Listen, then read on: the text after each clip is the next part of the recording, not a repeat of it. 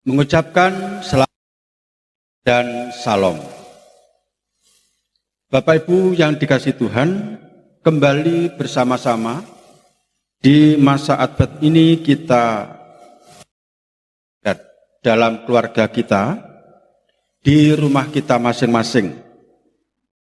Kami undang Bapak Ibu berdiri, sekaligus menyiapkan kidung jemaat nomor 26.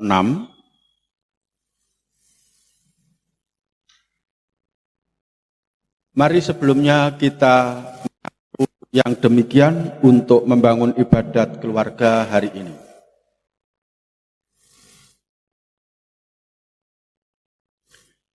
Kami lakukan ibadat keluarga di rumah kami masing-masing.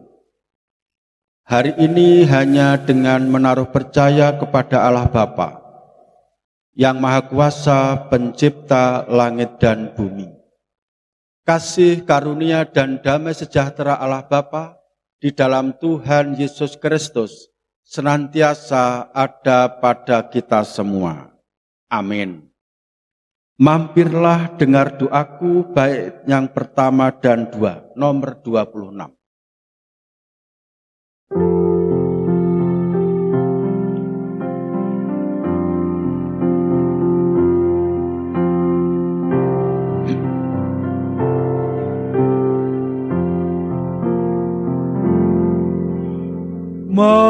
Mampirlah dengar doaku, Yesus penebus.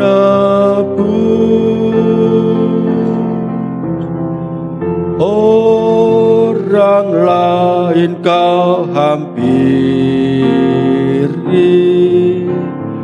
jangan jalan terus.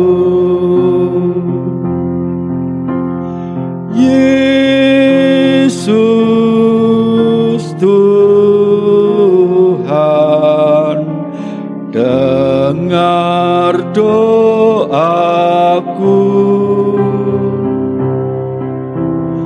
Orang lain kau hampiri, jangan jalan terus.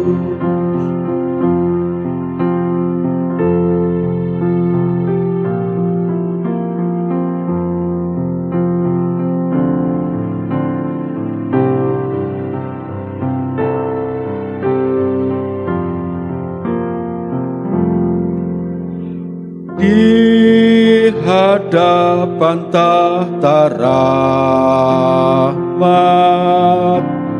aku menyembah,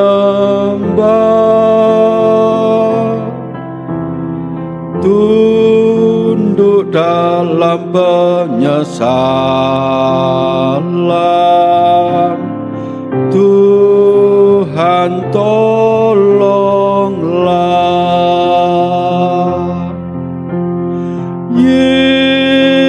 Yesus Tuhan, dengar doaku.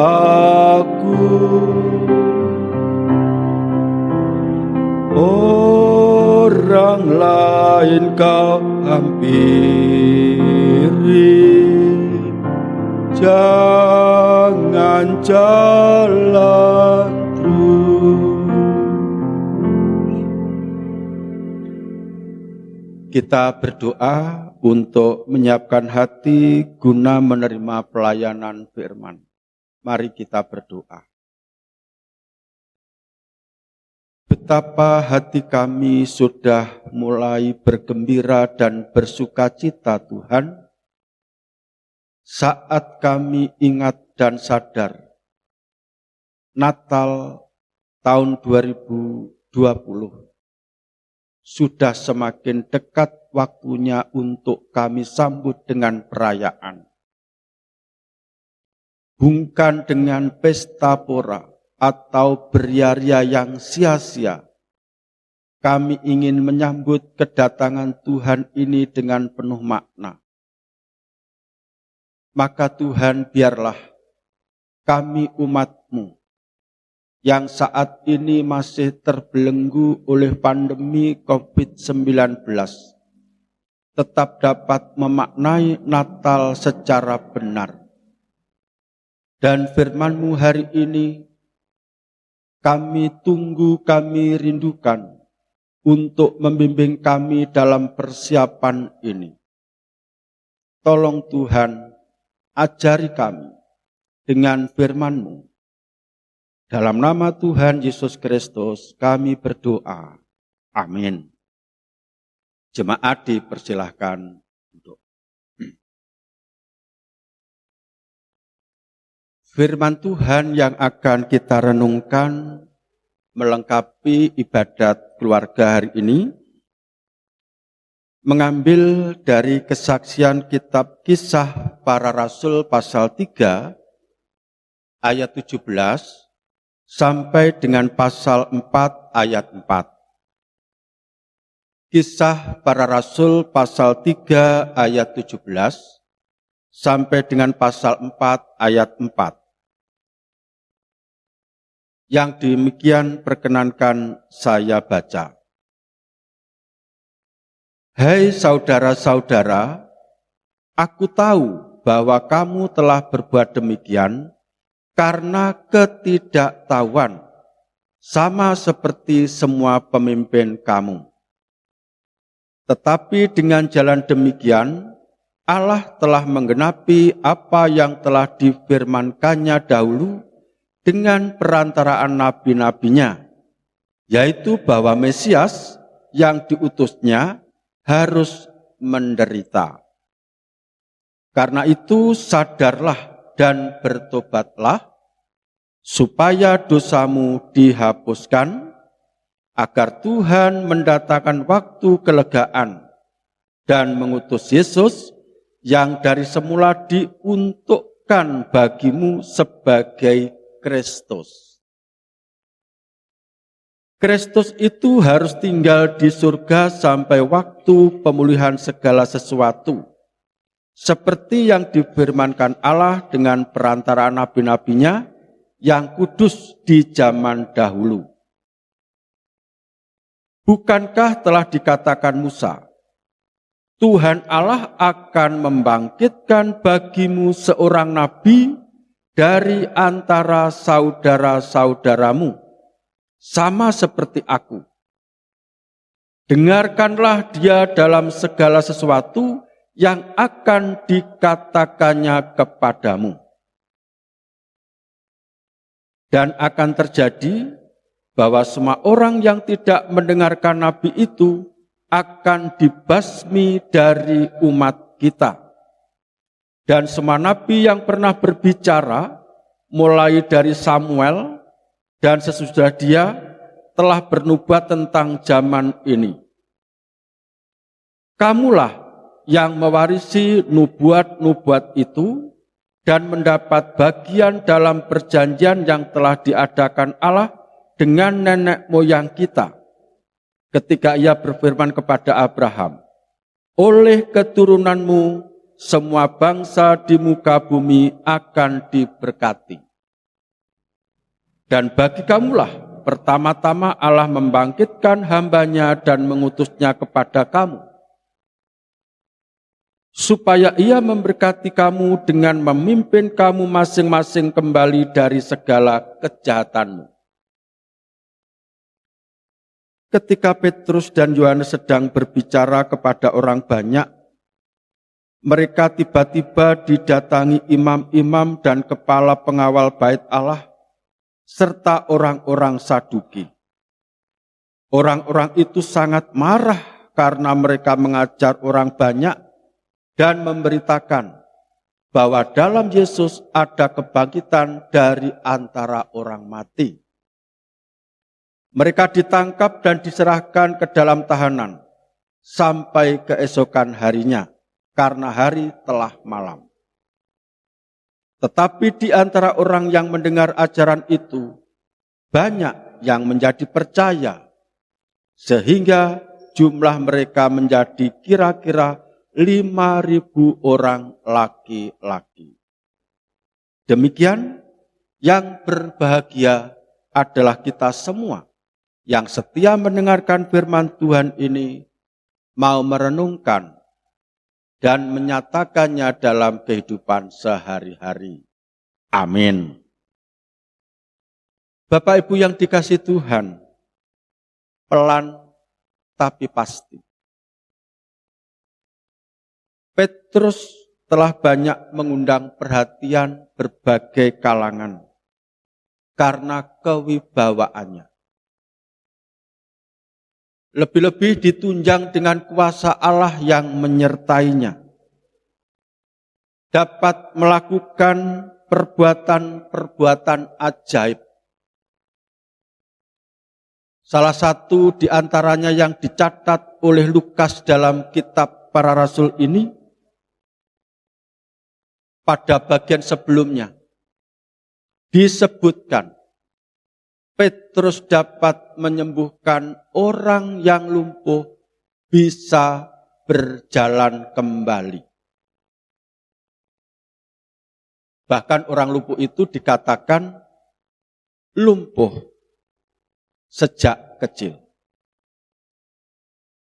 Orang lumpuh itu dibuatnya dapat berjalan tepat di ambang pintu bait Allah yang disebut dengan gerbang indah. Memang cukup mencolok keterangan Lukas dalam kitab Para Rasul yang ditulisnya ini. Memberikan gambaran tentang ketimpangan yang terjadi selama itu. Orang lumpuh itu hanya bisa meminta-minta sepanjang umurnya kepada orang yang lewat menuju ke bait Allah. Sekian lama ia hanya seperti itu, lemah tak berdaya. Ada di tengah-tengah, di dekat bangunan yang begitu indah dan megah. Ini menjadi sebuah pemandangan yang sangat memprihatinkan dan menyentuh. Termasuk salah satunya adalah Petrus yang merasa tersentuh hatinya melihat orang itu. Dia mengatakan dia tidak punya apa-apa, tapi yang ia punya akan diberikan. Petrus memberikan anugerah Allah. Kuasa Allah diberikan kepada orang lumpuh itu untuk bisa berjalan. Ibu bapak yang dikasihi Tuhan, berawal dari perbuatannya itulah akhirnya Petrus menjadi figur publik yang tengah naik daun. Jadi buah bibir banyak orang. Namanya pun menjadi semakin bersinar. Masuk dalam daftar orang penting. Hingga di kalangan para pemimpin agama Yahudi harus mempertimbangkan. Yang lebih menarik Bapak Ibu, saat Petrus semakin keras mendengungkan nama Yesus sebagai juru selamat, yang bangkit dan akan membangkitkan orang percaya. Ada banyak kalangan yang terusik, merasa tidak nyaman. Toh demikian, juga tidak sedikit yang justru bisa bangkit dan menjadi percaya. Cukup mengherankan. Petrus sesungguhnya bukan orang yang terpandang dan penting di kalangan orang Yahudi. Dilihat dari latar belakangnya saja, Petrus ini hanyalah mantan nelayan. Tetapi pada kenyataannya ia bisa menjadi terkenal dan patut dipertimbangkan oleh kelompok masyarakat tertentu. Mereka adalah para pemimpin. Dengan demikian Petrus pun juga secara langsung menjadi orang penting dan berpengaruh. Pengaruh dan kewibawaannya terjaga karena ia berani mengatakan yang sebenarnya. Tidak segan-segan. Ia menyampaikan segala konsekuensi setiap perbuatan manusia. Atas nubuat para nabi, bila orang menerima dan mengikutinya, maka ia boleh selamat. Boleh menerima karunia Allah. Tetapi apabila tidak mau mengikuti nubuat-nubuat para nabi dan tidak mempercayai, mereka akan diusir. Mereka akan dibinasakan dari umat.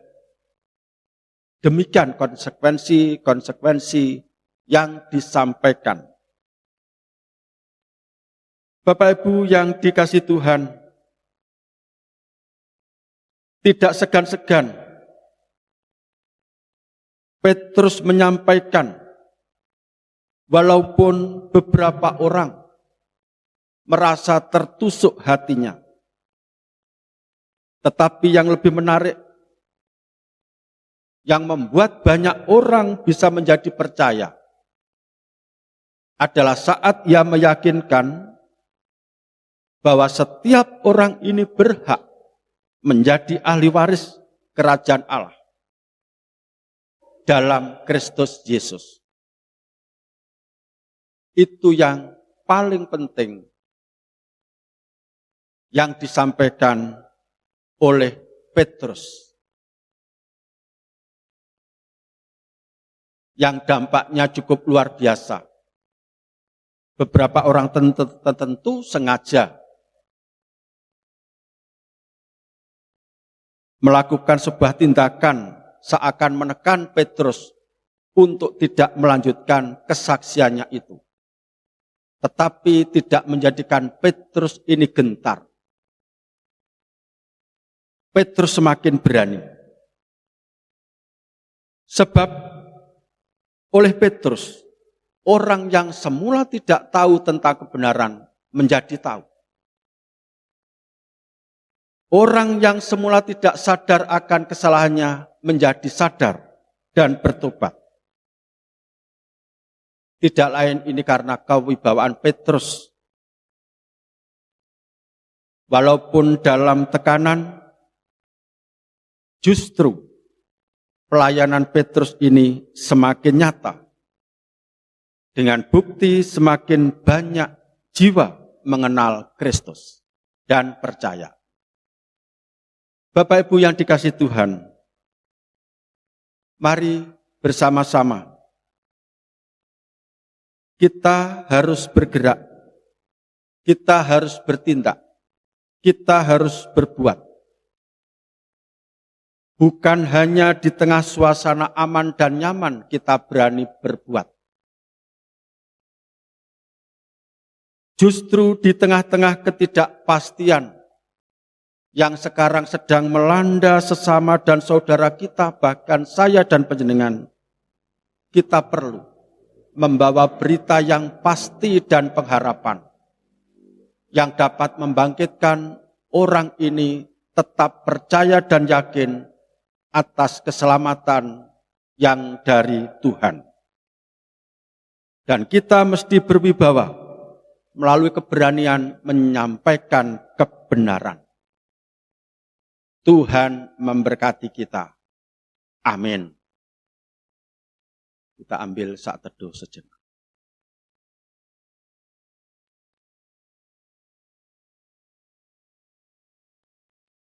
Amin.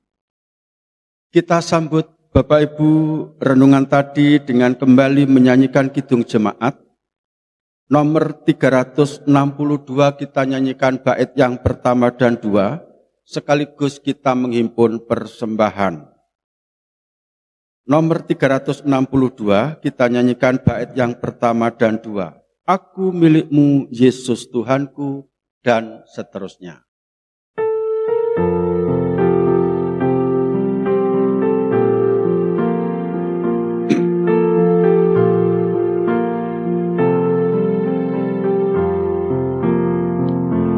Aku milikmu Yesus Tuhanku, ku dengar suaramu. Ku merindukan datang mendekat dan diraih olehmu. Raih daku dan dekatkanlah pada kaki salibmu. Raih daku, raih dan dekatkanlah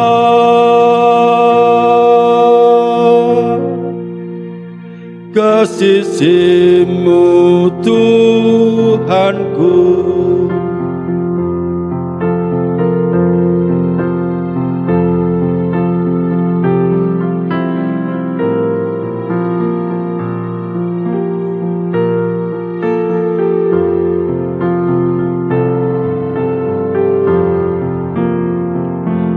Aku hamba-Mu, Kau sucikanlah oleh kasih kurnia, hingga jiwaku memegang teguh kehendak-Mu yang mulia. Raih daku dan dekatkanlah pada kaki salibmu. Raih daku, raih dan dekatkanlah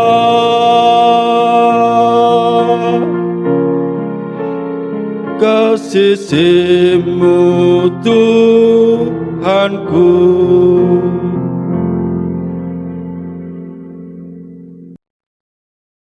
Kita masuk dalam doa syafaat.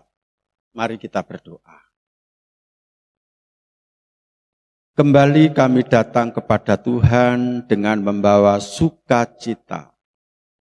Tuhan sudah berkenan mengutus anaknya yang tunggal untuk menjadi Kristus bagi kami, menyelamatkan dan memberi masa depan. Tuhan, betapa ini yang menjadi kerinduan kami sejak lama. Apalagi saat-saat ini kami sedang dibelenggu oleh satu persoalan besar, bukan hanya bagi kami tetapi bagi dunia. Kaitannya dengan COVID-19. Konon pada gelombang 2 ini, penyebarannya lebih hebat dari yang pertama. Betapa ini sebuah kengerian tersendiri. Tetapi bagi kami, oleh firman Tuhan yang kami terima hari ini, tentang anugerah dan keselamatan di dalam Kristus Yesus, sedikit pun tidak menjadikan kami gentar. Toh demikian kami tetap berusaha untuk menjaga demi kenyamanan, ketenangan lingkungan kami. Kiranya dengan berbagai persoalan ini membuat karya Tuhan semakin nyata melalui peran Gereja Kristen Jawi Wetan. Lebih-lebih di momen Natal yang akan segera tiba. Sungguh Tuhan, betapa kami bangga dan bersukacita atas firman yang telah Engkau perdengarkan kepada kami. Dan inilah sebagai ucapan syukur kami kepadamu. Kami bawa persembahan. Tolong Tuhan, berkati persembahan kami ini. Kami berdoa untuk saudara-saudara kami yang punya pergumulan-pergumulan khusus. Yang sakit, Tuhan berkenan untuk memberikan kesembuhan melalui berbagai upaya yang dilakukan dengan penuh iman kepada Tuhan. Yang sedang putus asa, Tuhan pulihkan harapannya. Yang sedang bersusah hati, Tuhan hiburkan. Yang sedang bimbang, Tuhan berikan kepastian. Yang sengaja menjauh, Tuhan berkenan untuk memanggil kembali. Agar tidak ada satupun yang terlewati, menjadi bagian dari janji Tuhan untuk diselamatkan dalam Kristus Yesus. Tuhan, kami berdoa untuk beberapa pergumulan seperti anak-anak kami yang sedang sekolah.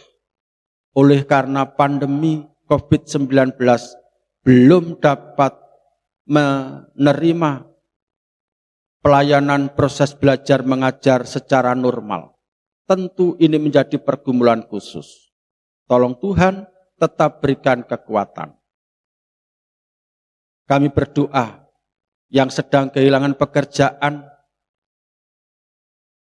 mengalami kesulitan dalam menata ekonomi karena pandemi. Kiranya Tuhan tetap memberkati, memberi solusi, serta membuka pintu rezeki untuk melimpahi mereka semua. Tuhan, kami berdoa untuk persiapan Natal. Mulai minggu ini, kami pusatkan kegiatan-kegiatan seputar Natal untuk menata lebih baik, lebih berkenan kepada Tuhan. Bersama BHBG, dibantu tim COVID gugus tugas COVID-19 bersama PHMJ. Kiranya kami mampu bersinergi untuk mewujudkan persembahan yang harum bagi Tuhan di hari Natal nanti. Tempat yang hendak kami pakai saat ini dan nanti dalam perayaan dan ibadah Natal tanggal 24-25, kiranya Tuhan bersihkan dari segala kekotoran yang dapat mengancam kami. Kami yakin dengan kuasa-Mu seperti yang Engkau nyatakan melalui Petrus, semuanya akan menjadi baik. Terima kasih Tuhan. Inilah doa permohonan kami kepadamu sepenuhnya. Kami naikkan dalam nama Tuhan kami, Yesus Kristus. Amin. Kami undang Bapak Ibu berdiri, bersama-sama kita akan mengakhiri ibadat keluarga hari ini. Kita akhiri dengan menyanyikan Kidung Jemaat nomor 408, bait yang pertama saja. Di jalanku ku diiring oleh Yesus Tuhanku, dan seterusnya.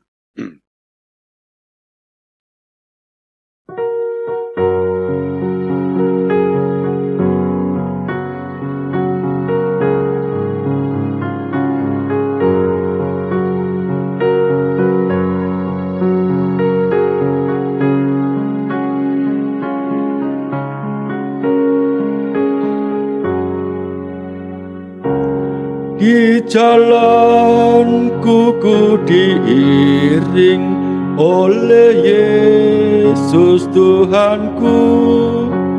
Apakah yang kurang lagi jika Dia panduku? Diberi damai surgawi asal imanku teguh. Suka duka dipakainya untuk kebaikanku. Suka duka dipakainya untuk kebaikanku.